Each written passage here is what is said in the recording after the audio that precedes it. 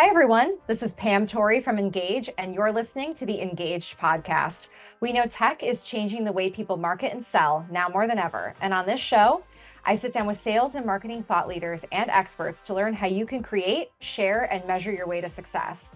Today, I'm sitting down with Jimmy Hammond, partnership manager at Destination Motivation, one of our longest running partners at Ingage, to chat about something we haven't discussed a lot on this podcast: networking in the home improvement industry. Today's job market is unpredictable, to say the least, and Jimmy is here to give us some insights and share his expertise for leveraging your network to find growth. Hey, Jimmy, welcome to the podcast. Hey Pam, how's it going? Thanks for having me on. It is going. It is going. I Hmm. think that it's a really good time to have you on because this is a hot topic. And I think a lot of our customers are like, how do I find talent? How do I, as somebody who might be looking to find a new job, find that role? Or how do I just grow my network to grow my business? So I'm really happy to have you here today. Absolutely. I look forward to kind of going through the journey and just some of the things that have worked well for me and just how I've been able to navigate kind of, you say, a rocky job market now and just in previous years as well. This isn't the first rocky one that we've encountered, right? We've done this before. Yeah, So absolutely. to kick off, can you tell us about your career journey before you joined Destination Motivation? What challenges did you face while finding roles, finding jobs? So I don't want to go too far in the Wayback Machine, but I'm also a big believer in understanding the why about how you get to certain places too. So whenever I first got out of high school, actually, I started doing door-to-door sales. Sold knives initially, and then actually moved on to sweepers. So had a lot of great success with it, but then as being a young kid, you don't know how to manage your money sometimes. And I moved into an area where these were sweepers that we had to finance. I ran into some bad financing and just had this bad connotation and taste in my mouth that I was making sales. I just couldn't get them across the finish line because financing wouldn't go through, right? So I transitioned into school. That's what you're told. That's what you grow up with, right? So as I go into school, one of my part-time jobs I got is I hooked up at the local UPS. And this is again where kind of how I grew up and what I saw kind of really built into where I got in my career. All of my family, they were union guys. They went to the big three, they're Chrysler and GM. I saw them have these long, amazing careers and provide for our family with that. So I get into UPS and I get in there in the Teamsters Union. And I'm thinking, man, I'm going through school, I'm getting my degree, man. Driver's spot doesn't look too bad. I mean, they make a lot of money, be able to work out as you're going through delivering packages to everybody. I mean, UPS is a really great place. But this is where you start seeing the dynamics of what hard work can really do for you in that, because one of the downsides of a union is it's a very seniority based job. So I didn't have the seniority to actually get one of these awesome driver jobs. So I kind of stayed in a part-time role, not doing some of the things I wanted, and just didn't know where to go with that. This is where you get into the first part of your network. I had a great friend of mine named Mark Fontaine, still works at Angie's List. He said, "Hey, we're hiring people left and right here in Indianapolis. Why don't you give it a shot?" All right, why not?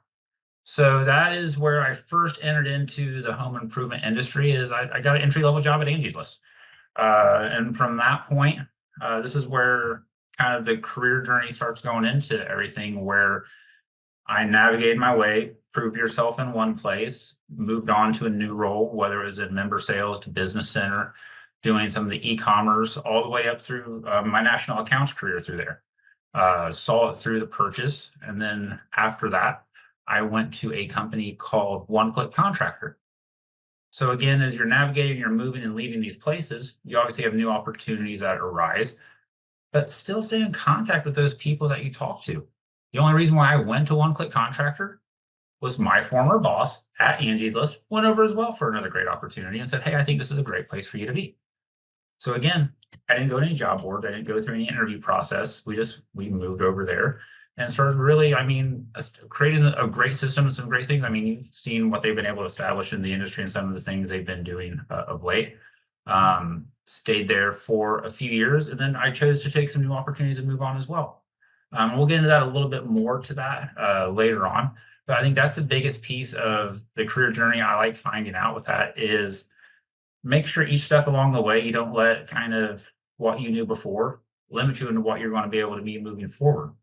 So some of the challenges that kind of experienced with that was getting out of that belief system and what you grew up in. Like I said, I thought just being in a union was going to guarantee me an awesome job.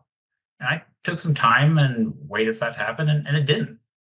And then as you start going into some of these home improvement industries, that's where you really start learning, man, if I work hard and I do really well, and it's just up to me about how far I want to go and what I want to do.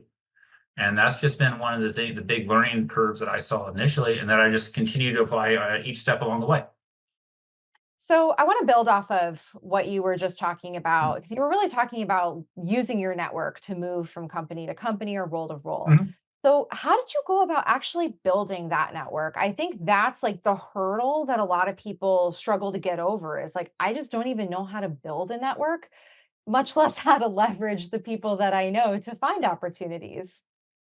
I mean, I think a lot of it is don't be scared to be you. Be genuine and be authentic with how you help and what you can do.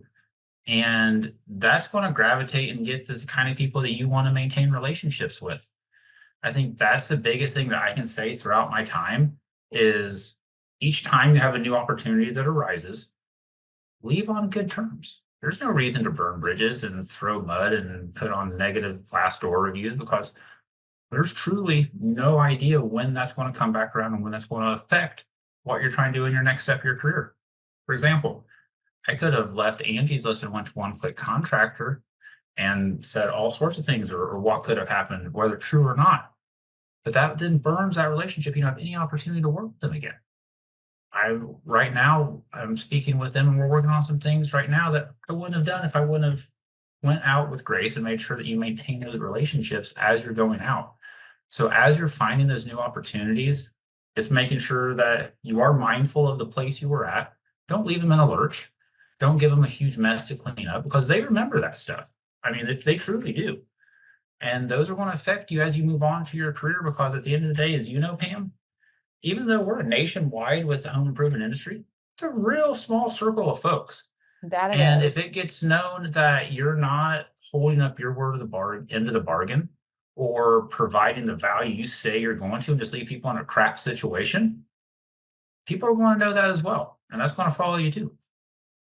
So let's say that, we're encountering someone who's just starting out in this industry, or maybe, they've been in the industry for a while, but they've sort of been siloed at their company and they're looking to grow that network. How do you suggest that somebody starts that process? I think there's a two-step piece of it is A, you have to be humble. You have to know what you don't have and be willing to accept that you need to do something different to acquire it, whether it's reach out to mentors, talk to folks that you may not normally talk to. I mean, social media is a great platform for that. I can think of several people I've met and introduced. I've never met these people in person at all. I saw them do some cool videos or they put some things that really resonated with me. I shot them a message.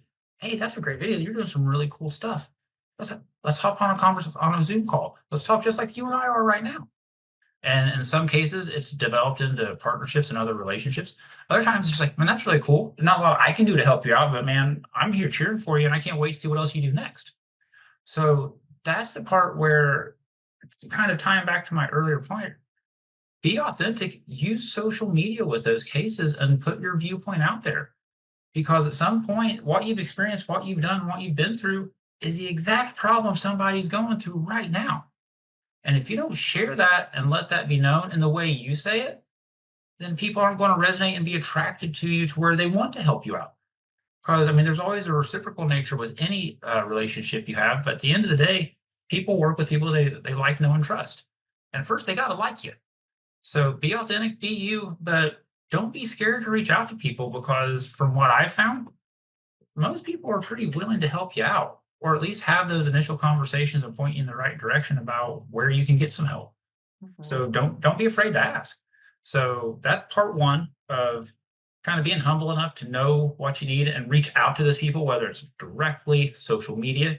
But the other thing that I found a lot as well, locally network. I mean, there's a lot of amazing local networks, whether your general business, like your BNIs and other social groupings, or you can even go into like regional specific ones where there's manufacturers or other things that are going on. Pavilion's a great online community as well, where you can find other like-minded individuals where you can make relationships and connections with some of the movers and shakers. But as we'll talk about here in a little bit, some of the opportunities and jobs that probably are really valuable and really being looked for, that's where people are talking about them. And that's where you get the opportunity to get some insight on some things you may not be finding on the normal job boards you may be looking at. Yeah, I liked what you said at the beginning of that answer, just about potentially reaching out to people who like don't do what you do, like not necessarily just connecting with your counterparts at other companies, but like opening up to people in other roles. I know from my personal experience, like I was brought into Engage by somebody who I've known for years. I worked with at a previous role, but like he wasn't doing what I do. He was in a different department and he knew of an opening because he was in a different department. And so I think that was really valuable advice when you're starting to build that network. Like you got to kind of diversify the the people who are within your network so that you can hear about the most things happening. And that's where you're able to build on the skills and help and make sure that you can help in the best way you can, because you got to be real with yourself and know what you're good at and where you can best fit in.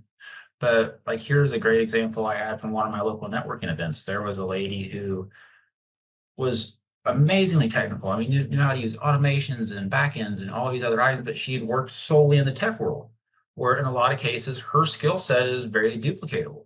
Mhm. Well, as you and I know, Pam, you get into our industry in the home improvement, you're like a unicorn. Yeah, You the can come world in is here, your you can oyster. yes. So she'd found a local plumbing company and came in and starts creating back end processes and connections and all of these things that saved them an amazing. I mean, you hear these stories all the day long with the people we talk to, but for this lady in particular, that wasn't, she didn't even know that world existed. And because she was so focused on that tech, all those skills, all those valuable things she was doing wasn't able to be leveraged by somebody else that could use it. Even though she has a great tech background, there's a lot of other industries that can use those skills as well. You just got to make sure you just, again, be naturally curious. I think that's a great thing as well as showing interest in people. That's what helps build up that trust and relationship where, again, people want to help you. So once we start building this network, we have a network in place. I think people really struggle with utilizing industry connections effectively. Like they've got the LinkedIn connection, they've had that initial contact, but they don't really know what to do next. So can you share some strategies that you found to be successful on how to make the most out of specifically the home improvement industry's network? Here's what I don't mean to oversimplify a lot of things, Pam, I think but simple is better. here's the thing is when you talk to people, be authentic about what they're talking to you about. Actively listen to what they're sharing with you. Like, I had a friend of mine who was looking for a manager's position and he just wasn't having any luck. Put a LinkedIn post, looking for a job, doing this, doing that. How hard is it to shoot the guy a text? Hey, I saw this. This might be a good fit for you, man. Because everyone scrolls LinkedIn, everyone sees all these things, everyone hears different jobs and opportunities that are going on. And in that one case, that one day, that guy may be down in the dumps and may just think the whole world's against him. Then all of a sudden you come in and just being genuine, genuinely trying to help and doing what you can. I mean, did it take a lot of time for me to find this job? Like, oh wow, same area, same profession, looks like that might be a good fit for you. Shoot it over to him. Now, in this case, he'd already talked to him and it wasn't a good fit for him, but he remembered that. He remembered that I went out of my way to try to help him, and he genuinely thanked me. The reason why I bring this up is he just shot me a text earlier this week saying he just got a new job, saying that he actually found a spot that was perfect for him. I just wanted to say, hey, thanks for thinking of me. Thanks for always being in my corner and cheering me on. And those are the kind of things that when you do that from your heart and you do it because you mean it, people remember that and people want to be a part of that. And that's the best thing I can tell you. Like, there's no system or process for that, Pam. It's that when you talk to people and you want to help them, you're going to help them. And whether that's telling them some hard love, here's an opportunity, or whatever that may be, that's again the biggest part that I find now, especially with who we work with. I mean, contractors, as you know, just authentic people that you can have. I mean, and they smell BS a mile away. Oh, yes, So they if you're do. not, so so don't try to be it. Like, for example, you know our team. I'm me. And Stephanie Green is Stephanie Green. And she's an amazing, wonderful person, but I sure as world that can't be Stephanie Green. And I don't how think her anybody can latest be Stephanie Green. but that's my point I'm being though, is just because she's this awesome, amazing person, you don't have to emulate and be her. There's some skills and things that you can try to incorporate to you, Mhm. but you always got to come back to that place. And again, be authentic. Don't commit to things you can't do. I mean, don't sit there and try to act like it and make it this showy thing, because I think that also can get you in trouble as well. I mean, that's really the biggest thing that I've found that has been successful is as I've talked to people that I like, that have the same value set, and we look at the world and we appreciate and we try to do the right thing by the customer the most, but that's what I really want to value and give that. As you move through your career and through your life, well, now you start picking up more and more of those people along the way. I mean, just like you know, I mean, your team has how many partners that you work with? And I'm sure out of each one of those partners you meet, you guys think, oh man, I really love this person. And there's like, we're aligned on everything. And as you keep going through, when they leave, you still talk to them. You still talk to them. And now that, like I said, that network's growing and growing and growing. And now you've got a lot of different opportunities and people that are in your corner ready to help you out whenever there's something that may come up that makes some sense. So you talked a little bit about this earlier with leveraging social media, but I'd love if you could share some examples with our audience about how technology has enhanced networking, specifically within home improvement, and like how it's made it easier for folks to connect and collaborate. Um, I'll give you a couple really good examples for that. Um, I went and sponsored we did a sponsorship down at the Sales Transformation Group conference last year down in Texas, right? Ryan's group put on this little challenge. Hey, whoever puts on the most social media tags wins a special prize. I can do that. We'll knock that out. So I put on some videos and posts and just went crazy with it. I've never stepped out, like that's stepping out of my comfort zone. I've not done that previously. So I did it literally for like 3 days. That was it. And immediately I saw people appreciate what I was saying, or reaching out in private messages, like the kind of agreeing what I was going on, kind of some of the points I was making, wanting to learn more about that, wanting to learn more about our products. And also it still allowed me to introduce myself to other people. Um, Another example I'd have is as you go through and see different informational videos, like one of our current partners that we work with, Destination Motivation. We work with a group called the Roofing Business Partners for our HubSpot implementation. The only reason why I know them is I saw Adam doing all these crazy videos and all the cool stuff he's doing for roofing companies. Man, I bet he could be able to help us out with some stuff we're doing as well. So I just reached out to him on Facebook. And at that point, had some conversations, had some phone calls. And then what was initially just him being gracious enough to share his knowledge and talk to me, no charge, no anything. I probably talked to him and his team 3 or 4 different times until finally he just kind of, hey, it may be best for us to look at this as a business relationship so we can really help you accomplish the goals and the things you've expressed to me. So now, something that from a person, I don't know, I mean, the dude's either in Hawaii or Canada all the time. I would have never ran into him. I never would have met him because he put out engaging content that fit a need, showed competency, that attracted me. And then it was just up to me. At that point, you just got to get over your fear. And if you're a salesperson, you shouldn't have any issue just shooting down a Yeah, message, you right? shouldn't. If you're Yeah, yeah, we should all be good with we should all be in that boat, right? Hey, you're doing some awesome stuff, man. Can we hop on a call and talk about it, man? I have a few questions I'd like to bounce off of you, and that's it. I mean, it's not overcomplicated. It's not anything where you're really reinventing the wheel. It's just, again, you find people that like what you're doing. You engage with them. Maybe it works, maybe it doesn't. That doesn't stop you. I mean, if you're in sales, I mean, just because you get one no, I mean, you're going to quit calling. Same thing with your networking. Just because that one person isn't available or doesn't want to talk to you, there's lots of other people on your feed. There are lots of other things going through that you can see that I'm sure you find engaging. Reach out to them, see what they say. So I want to stick with this topic of technology and networking. How do you see the integration of networking and technology evolving in the home improvement sector? And what future trends should folks be aware of to maximize their growth? I really think I mean, for me, was concentrating on my LinkedIn profile and then having just some Facebook. I feel like those are two of your primary places that people are looking. Reddit is another place where you can still get a lot of additional information and share your viewpoints on there. You have to understand the trends. Like, I mean, it is what it is. Short form video and reels are the things that get attention. They're able to get your word and your voice out there. So even if you may feel uncomfortable with the videos, you just got to do it. It's a necessary evil at this point. So if you want to leverage this side of the technology, you certainly need to. When it comes to the job boards, from the folks I talk to, man, that's you're going needle in a haystack type stuff. I was talking to a friend the other day that had a job posting, and in 48 hours, he had 300 Indeed leads. Woo. I mean, and that goes into kind of your next part of the technology, AI. AI is great. AI is not the only answer. It's not the complete answer. Because if you think that you don't plug something to ChatGPT and you just copy and paste and put it in there, it's painfully obvious to the person that you did not customize that. You did not look into it and do additional prompts to kind of refine what you're doing. You didn't place it in there and then put your own personalizations and things to make sure it has the human element to it. I think that's a part where a lot of people are missing the boat on that as well, is they want to leverage AI, and that's great, but that's the beginning of the process. That's not the completed, finished product that some people are putting out. I think that's the piece that you just need to be mindful of as you start kind of dipping your toe into the waters.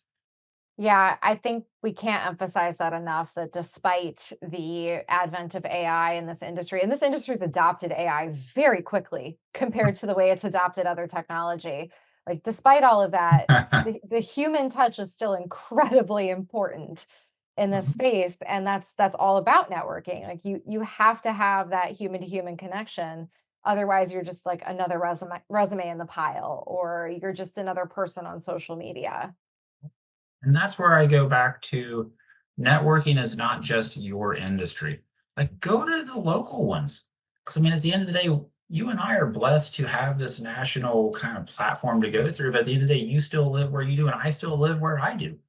If I wish to continue working in Indianapolis like I do, if something changes, or if I want a new opportunity, I want to probably talk to somebody local, or if there's not another remote opportunity. And you can't do that if you're not in the crowd, if you're not knowing the folks that are there. And again, that still gives you great opportunities to work with your ideal client profile. In my case, I mean, there's still lots of contractors I talk to out there. I still kind of keep the feel of the local area and see different trends that are coming through that are just unique to where I'm at. I think that's a big thing that's important for anyone that's going through that as well, and where you can certainly leverage social media. I mean, they have Facebook pages, they have Eventbrites that are creating these events where you can then go and find them and be part of them. I mean, look up some of these local chapters and talk to people in your network. How did you like? Are you networking? Are you going to these events? I mean, just ask them about it, and then you'll find the places. Some are going to be horrible, some are going to be cool, and that's just up to you. Just kind of keep refining, keep learning, and keep growing. So, as we wrap up, I do have one final question that I ask everybody who comes on our podcast. And that is, what is one trend you think our listeners should be aware of right now, and why? Oh wow, that is a wonderful I know question, Pam. I hit you with the hard one to close. Right. Um, I think I alluded to it a little earlier, but to kind of go back through it is, don't view AI as the end all be all. And I think that's the piece that I've seen from people I talk to in the hiring realm to just different finished pieces that we see. I'm sure that you see that get sent over to you. You can tell when you've not taken the time to customize and create something that's personal to you. And that's the thing where I really would stress that whether you're using Indeed, whether you're using all of these other places to locate your job or to network, start with AI, have it give you some ideas, have it do research for you and find the data. But you need to go in there and you need to make sure that you're crafting it and personalizing that message to really hit home and show who you are. So I think that's the biggest thing from a trend, because as you say, AI is everywhere. It's the buzzword of all buzzwords right now. I mean, it's everything's AI. Mhm. And I mean, and that's all. I mean, I'm not saying it in a negative manner to that, but be mindful of how much you rely on it and how many outputs you're allowing that to go directly to that end user. Because in a lot of cases, I would say that output from AI still needs that human touch and element to make sure that it's delivering the right message, the right tone, and making sure that it's getting through just the mass of everything that's going on right now. Well, Jimmy, thank you so much for joining us today. It's been great to have you here. I'm always glad to talk to you. Always glad to. Thanks for listening to the Ingaged podcast. Be sure to visit engage.io for more information on how to create, share, and measure your way to success. If you love the Engaged podcast, we'd love for you to subscribe, rate, and review us wherever you listen to podcasts. Until next time.